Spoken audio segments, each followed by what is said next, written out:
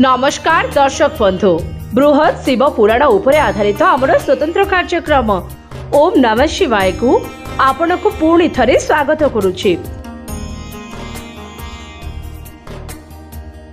आज अध्याय रे मु आपण को कहिबे केउ जिनिस दान द्वारा खराब समय दूर होइथाय। शिव पुराण रे वर्णित एही 6टी जिनिस दान करिबा द्वारा खराब समय दूर होइथाय। तेबे आसंतु जानिबा केउ द्रव्य दान करिबा द्वारा समस्त मनोकामना पूर्ण होइथाय। लुण।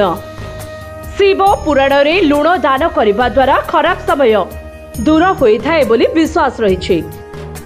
लुण दान कले घरे सुख एवं समृद्धि वृद्धि पाइथाय।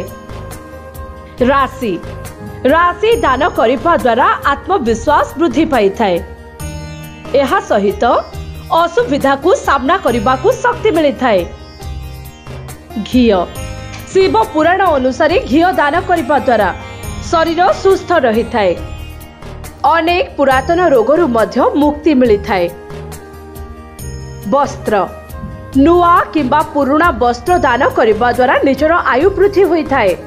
परिवार समस्त सदस्य निरोग मध्य रही थांती। एवं शेष रे अटा। शिव पुराण अनुसार अटा दान करने द्वारा घरे केबे भी खाद्य पदार्थर अभाव रही न थाए। सेही फली गुड़ दान करने द्वारा आमको सर्वदा शुद्ध एवं उत्तम खाद्य मिलता है।